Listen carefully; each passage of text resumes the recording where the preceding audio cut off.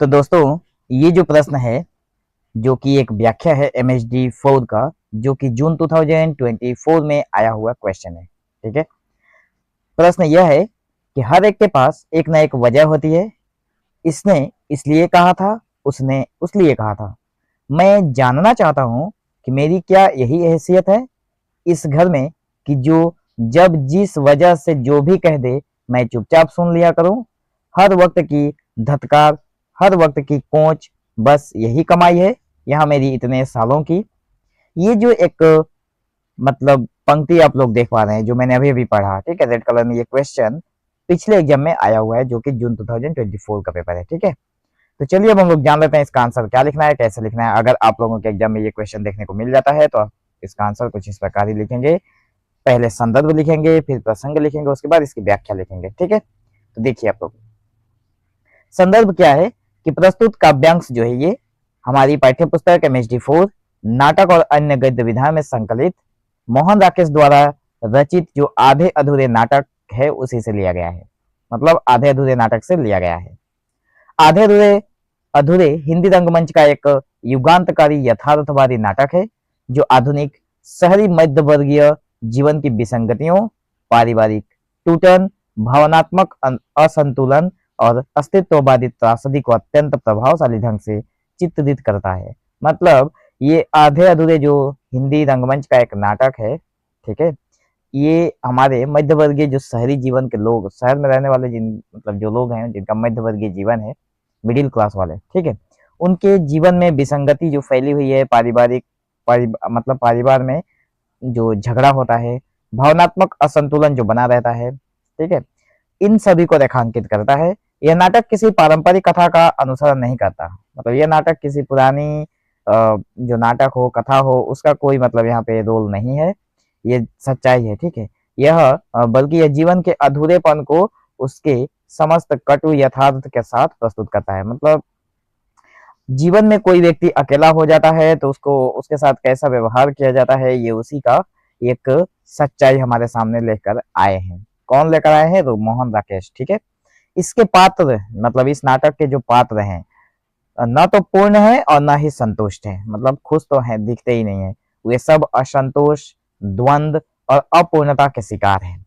ठीक है, तो प्रस्तुत पंक्तियां इसी मानसिक, पारिवारिक और सामाजिक विघटन की अभिव्यक्ति है जहां आत्मसम्मान और संबंध दोनों संकट में है। ठीक है, तो देखिए सबसे पहले हम लोग प्रसंग की बात करेंगे जिसमें यह संवाद नाटक के पुरुष पात्र महेंद्र नाथ द्वारा उस क्षण में बोला गया है जब वह लगातार पत्नी सावित्री और परिवार के अन्य सदस्यों द्वारा की जा रही उपेक्षा, तिरस्कार और असंतोष से भीतर ही भीतर टूटने लगता है। मतलब हमारे इस नाटक में सावित्री है और उसके पति हैं महेंद्र नाथ, ठीक है, और उनके परिवार के और बाकी सदस्य हैं। ठीक है, तो पुरुष पात्र जो है महेंद्र नाथ, ये उन्हीं के द्वारा कही गई ऊपर पंक्तियां थी जो हम लोगों ने जो प्रश्न बनाकर पूछा गया है। ठीक है, उनके जीवन में असंतोष भरा हुआ है अपने जीवन से। मतलब अपने उनके जीवन में उनके परिवार वालों ने इतनी उपेक्षा की है कि वे मतलब बिल्कुल पूरी तरह से टूट पड़े हैं। ठीक है, तो टूटने के साथ साथ मन से टूट चुके हैं, इसलिए उनके मन से ये सारी बातें निकल रही है। सावित्री है जो कि उनकी पत्नी, जहां घर की आर्थिक, मानसिक और भावनात्मक कमियों के लिए पति को जिम्मेदार ठहराती है। तो पत्नी क्या करती है? अपने पति को इन सब की जिम्मेदार ठहराती है कि इसकी सबकी जड़ मतलब उनके पति ही हैं। वही महेंद्र नाथ हर बार अपनी स्थिति स्पष्ट करने की जगह चुप्पी साधता है। मतलब जब जब उनकी पत्नी उन्हें दोषी ठहराती है तो वे क्या करते हैं?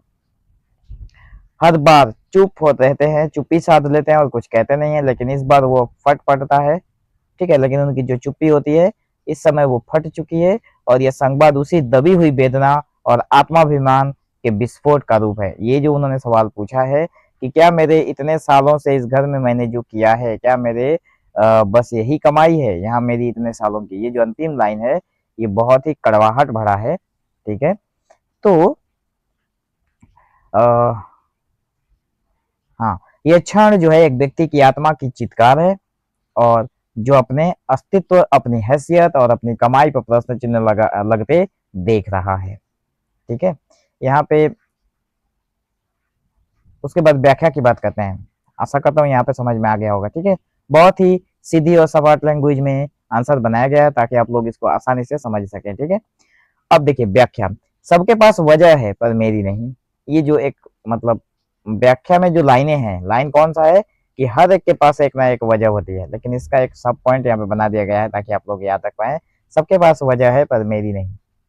ठीक है, तो पहला लाइन जो है यह वाक्य दर्शाता है कि घर का हर सदस्य अपनी कठोरता, बेरुखी या ताने को किसी न किसी वजह से जायज ठहराता है। मतलब महेंद्र नाथ को हर कोई क्या कहता है, कठोरता से, बेरुखी से उनसे बातें करता है, और जब वो ये पूछते हैं तो वो घुमा फिरा कर क्या बोलते हैं कि जो कठोरता से जो व्यक्ति उनके साथ बोल रहे हैं वो सही है। ठीक है, पत्नी के पास असंतोष की वजह भी है, बच्चों के पास शिकायत की वजह भी है, परंतु महेंद्र नाथ के पास कोई वजह नहीं बचती है।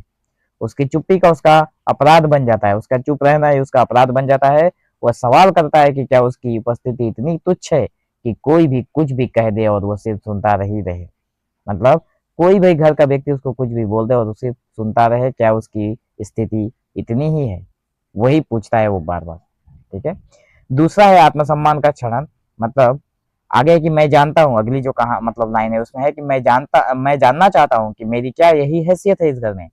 यह पंक्ति के मतलब ये जो पंक्ति है एक टूटते हुए आत्मसम्मान के प्रतीक है। मतलब महेंद्र नाथ जो है उनका आत्मसम्मान अब टूट रहा है घर में। ठीक है, वो अपने आत्मसम्मान और अपने प्रेरणा को खो रहे हैं।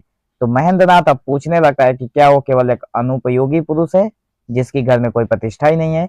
यह सवाल केवल परिवार से नहीं है बल्कि पूरे समाज की उस संरचना से भी है जिसमें आर्थिक असफलता या भावनात्मक निसंगता को व्यक्ति की कीमत से जोड़ दिया जाता है। मतलब व्यक्ति जब कुछ कमाई नहीं करता है तो घर में समाज ने क्या करके रखा है, समाज ने परिवार में उस व्यक्ति की इज्जत को ही कम कर दिया है। ठीक है, तो ये सवाल समाज से भी है कि क्या ये जो मतलब जो असमानता है, जो एक व्यक्ति की असफलता के कारण उसको व्यक्ति की कीमत से जोड़ दिया जाता है।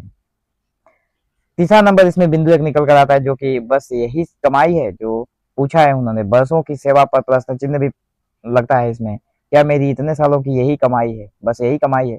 यहाँ कमाई केवल आर्थिक आर्थिक अर्थों में नहीं है बल्कि भावनात्मक और आत्मिक निवेश को भी दर्शाती है। महेंद्र नाथ यह जानना चाहता है कि उसने इतने वर्षों तक इस घर, इस परिवार के लिए जो भी सहा, जो भी दिया, उसकी परिणति क्या यही अपमान, तिरस्कार और उपेक्षा है।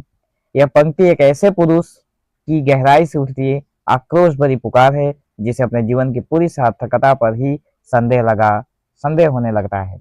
मतलब कहा गया है कि कोई व्यक्ति जैसे महेंद्र नाथ ही है, ठीक है, उनकी भावनात्मक और आत्मिक निवेश को दर्शाती है कि उन्होंने अपने मतलब पैसे की बात नहीं है, क्या उनकी कमाई यही है? पैसे, हम लोग कमाई से सिर्फ पैसे को ही तोलते हैं, लेकिन उनकी भावनात्मक और आत्मिक निवेश की जो कमाई है उसके बारे में भी पूछ रहे हैं। महेंद्र नाथ ये जानना चाहते हैं कि इतने वर्षों तक इस घर में परिवार के लिए जो भी उन्होंने कहा, जो भी उन्होंने सहा, जो भी उन्होंने किया, क्या उसका परिणाम यही अपमान और तिरस्कार है जो उन्हें अभी मिल रहा है। ठीक है, चौथा नंबर बिंदु है चुप्पी की पीड़ा और विस्फोट। महेंद्र नाथ एक ऐसा पुरुष है जो लगातार खामोशी ओढ़े रहता है। मतलब लगातार वो चुपचाप रहते हैं, शायद परिस्थितियों से समझौते के कारण या फिर आत्मबल की कमी से। लेकिन यह संवाद उसकी उस घुटन का बिंदु है जहां वह अब और अधिक चुप रह पाने में असमर्थ हो जाता है। तो यह सिर्फ शब्दों का विस्फोट नहीं है बल्कि वर्षों की चुप्पी का टूटना है। ठीक है, तो मैं आशा करता हूँ कि आप लोगों को ये सीधी सपाट जो भाषा में लिखी गई उत्तर है बहुत ही अच्छे ढंग से सभी लोगों को समझ में आता होगा। और आप लोगों में से बहुत सारे बच्चों ने कमेंट करके भी कहा भी है कि सर आपका जो ये वीडियो है या फिर जो भी आपने नोट्स बनाए हैं बहुत ही बेहतरीन है। बहुत सारे बच्चों ने इस वीडियो को ख़रीद भी लिया है। अगर आप लोगों को भी ये PDF चाहिए तो डिस्क्रिप्शन में आप लोगों को व्हाट्सअप नंबर मिलेगा जिस पर कॉन्टैक्ट करके आप लोग इस PDF को ख़रीद सकते हैं। ठीक है, ओनली 119 में आप लोगों को लास्ट 7 एग्ज़ाम का MHD 4 का जो PYQ है, ठीक है, वो सॉल्यूशन मिल जाएगा। निष्कर्ष तो देखिए, यह संवाद केवल महेंद्र नाथ की वेदना नहीं है। निष्कर्ष के तौर पर हम लोग यही बोलेंगे, नहीं सॉरी, यहाँ पे ये देखिए 5वें नंबर बिंदु में है कि पुरुष वेदना की दुर्लभ अभिव्यक्ति।